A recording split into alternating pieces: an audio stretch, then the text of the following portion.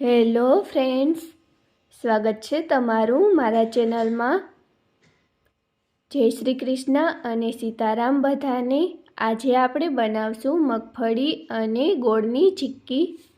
ચાલો શરૂ કરીએ ચીક્કી બનાવવાનું। ચીક્કી બનાવવા માટે કોઈ પણ એક પેન લઈ લઈશું। એમાં એક વાટકો માંડવીના બી એડ કરશું। હવે ગેસની ફ્લેમને મીડિયમ રાખી અને આ રીતે હલાવતા જઈ બીને થોડા શેકી લેશું। બીને શેકતી વખતે આ રીતે બીને લગાતાર હલાવતા રહેવાનું, જેથી બી છે એ તળે બળે નહીં અને બધા જ બી સારી રીતે શેકાઈ જાય। આ રીતે બીને શેકતા 5 મિનિટ જેવું થઈ ગયું છે અને બીના ફોતરા છે આ રીતે ફાટવા લાગ્યા છે। હજી પણ 1 થી 2 મિનિટ સુધી બીને શેકી લેશું, જેથી બધા જ બીમાંથી ફોતરા સહેલાઈથી નીકળી જાય। હવે આ બીને શેકતા 7-1 મિનિટ જેવું થઈ ગયું છે। હવે ગેસની ફ્લેમને બંધ કરી દઈએ અને બીને એક પ્લેટમાં કાઢી લઈએ। આ રીતે પ્લેટમાં કાઢી અને થોડીવાર માટે બીને ઠંડા થવા દઈશું। બી ઠંડા થઈ જાય તે પછી આ રીતે બીના ફોતરા કાઢી લેશું। જો તમને મારી રેસીપી સારી લાગતી હોય તો વિડીયોને લાઈક અને વધુમાં વધુ શેર કરજો। હજુ સુધી તમે મારા ચેનલને સબસ્ક્રાઈબ ના કર્યું હોય તો સબસ્ક્રાઈબ કરી લેજો અને સાથે જ બેલ આઇકન પ્રેસ કરી ઓલ પર ક્લિક જરૂરથી કરી લેજો, જેથી મારા આવનારા બધા જ નવા વિડીયોની નોટિફિકેશન સૌથી પહેલાં તમને મળતી રહે। હવે મેં આ બધા જ બીમાંથી ફોતરા છે કાઢી લીધા છે। હવે આ રીતે ફોતરાને અલગ કરી લઈએ। આ રીતે ઝારામાં બી લઈ અને ફોતરાને તમે અલગ કરશો તો ફોતરા છે જલ્દીથી અલગ થઈ જશે। તમે જોઈ શકો છો આ રીતે મેં ફોતરા અલગ કરી લીધા છે। હવે આ બીને એક પ્લેટમાં કાઢી લઈએ। આ જ રીતે આપણે બધા જ બીમાંથી ફોતરા અલગ કરી લઈશું। હવે એક પેનમાં 1 ચમચી જેટલું ઘી ગરમ કરવા રાખશું। ઘી ગરમ થઈ જાય તે પછી 1 વાટકા જેટલો ગોળ એડ કરશું। જે વાટકાથી આપણે બી લીધા હતા એ જ વાટકાથી માપીને 1 વાટકો ગોળ લઈ લેવાનો। તે પછી ગેસની ફ્લેમને લો રાખી અને ગોળને આ રીતે મિક્સ કરતા જઈ અને હલાવતા જઈશું। જ્યારે આપણે ગોળને શેકતા હોય ત્યારે થોડીવાર ગેસની ફ્લેમને લો રાખવાની। જેમ જેમ ગોળ છે ઓગળવા લાગે તે પછી તમે ગેસની ફ્લેમને થોડી વધારી શકો છો। જો શરૂઆતમાં તમે ગેસની ફ્લેમને વધારે રાખશો તો ગોળ છે એ તળિયામાં ચોંટી જશે અને કાળો થઈ જશે। આ રીતે ગોળને શેકતા 2 મિનિટ જેવું થઈ ગયું છે અને હવે ગોળમાંથી થોડા બબલ્સ પણ આવવા લાગ્યા છે। આ જ રીતે આપણે ગોળને 3 થી 4 મિનિટ સુધી હજુ શેકી લેશું। જેમ જેમ ગોળ શેકાતો જશે એમ એમ એ લાઇટ થતો જશે અને ગોળમાં ઘણા બધા બબલ્સ બનવા લાગશે। હવે આ ગોળ છે બરાબર પાકી ગયો છે કે નહીં તે ચેક કરવા માટે એક વાટકામાં થોડું પાણી લઈ અને આ રીતે ગોળ એડ કરશું। તે પછી ગોળને આ રીતે ચેક કરશું। હજી આ ગોળ છે એ આ રીતે ઢીલો છે। હજી થોડીવાર માટે ગોળને આપણે ગરમ કરી લઈશું।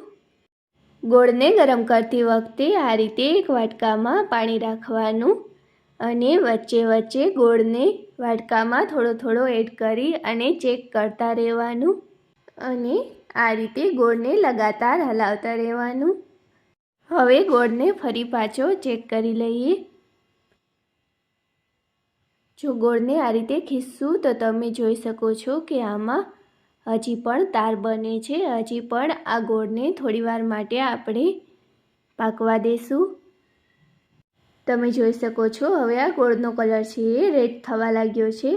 ફરી પાછો થોડો ગોળ પાણીમાં એડ કરીએ અને હજી એકવાર ગોળને ચેક કરી લઈએ।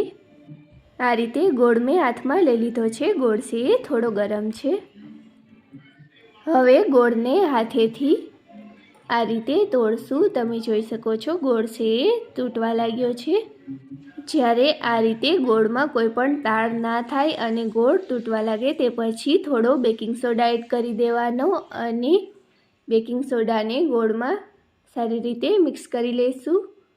આ રીતે થોડો બેકિંગ સોડા એડ કરવાથી ચીક્કી બજાર જેવી જ ઘરે બનીને તૈયાર થશે અને જ્યારે આપણે ચીક્કીને સ્ટોર કરશું ત્યારે એ સામસામી ચોંટશે નહીં. હવે આમાં બી એડ કરી દઈશું. બીને એડ કરતી વખતે ગેસની ફ્લેમને લો રાખશું અને તે પછી બીને આ રીતે ગોળમાં મિક્સ કરી લઈશું. હવે બધા જ બી એડ કરી દઈશું અને સારી રીતે લો ફ્લેમ પર બીને મિક્સ કરી લઈશું. આ રીતે મેં આ બધા જ બીને સારી રીતે મિક્સ કરી લીધા છે. બીને મિક્સ કરતી વખતે ગેસની ફ્લેમને લો રાખવાની, જેથી ચીક્કી છે એ તળામાં ચોંટે નહીં. હવે ગેસની ફ્લેમને બંધ કરી દઈશું અને ચીક્કીને કાઢવા માટે આવી થાળી લઈ લેવાની, જેના પર વજન દઈએ તો થાળી આ રીતે વળે. હવે આ થાળીની ઉપર તેલ લગાડી લઈશું. આ રીતે બધી જ થાળીની ઉપર સારી રીતે તેલ લગાડી લેવાનું અને તે પછી ચીક્કીને થાળીની ઉપર કાઢી લઈશું. આ રીતે મેં ચીક્કીને થાળી ઉપર કાઢી લીધી છે. હવે આ ચીક્કીને આ રીતે વણી લેવાની.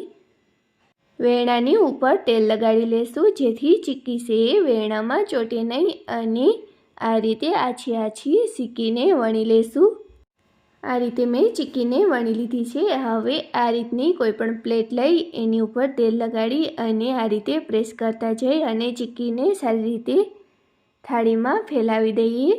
ચીક્કી સારી રીતે સેટ થઈ જાય તે પછી ચીક્કીને અડધી કલાક માટે ઠંડી થવા દેશું. અડધી કલાક થઈ ગઈ છે, હજુ પણ ચીક્કી છે થોડી ગરમ છે. આ રીતે ચીક્કી થોડી ગરમ હોય ત્યારે આપણે આમાં કટ લગાડી લઈશું. જો ચીક્કી છે ઠંડી થઈ જશે તો એમાં સારી રીતે કટ નહીં લાગે. તમને મારી આજની આ રેસીપી કેવી લાગી મને કમેન્ટ કરીને જરૂરથી કહેજો. કટ લાગી જાય તે પછી ચીક્કીને 2 થી 3 કલાક સુધી ઠંડી થવા માટે રાખી દઈશું. આ ચીક્કીને મેં 2 થી 3 કલાક માટે ઠંડી થવા રાખી દીધી હતી. આ સારી રીતે ઠંડી થઈ ગઈ છે. હવે આને એક પ્લેટમાં કાઢી લઈએ. ચીક્કી સહેલાઈથી ના નીકળે તો થાળીને હાથમાં લઈ અને આ રીતે પ્રેસ કરવાની. આ રીતે પ્રેસ કરવાથી ચીક્કી છે થાળીમાંથી છૂટી પડી જશે અને સહેલાઈથી નીકળી જશે. ઘણીવાર શું થતું હોય છે કે ચીક્કી છે એ થાળીમાં ચોંટી જતી હોય છે અને તે નીકળતી નથી. પણ જો તમે મારી બતાવેલ રીતથી ગોળને પકાવશો અને ચીક્કી બનાવશો તો તે 100% બજાર જેવી જ બનીને તૈયાર થશે. મેં આ બધી જ ચીક્કીને પ્લેટમાં કાઢી લીધી છે. હું તમને એક પીસ તોડીને પણ બતાવું. જુઓ કેટલી કઠણ આ ચીક્કી બનીને તૈયાર થઈ છે અને કેટલી ક્રિસ્પી બની છે. જો આ રેસીપી તમને સારી લાગી હોય તો વિડીયોને લાઈક અને વધુમાં વધુ શેર કરજો.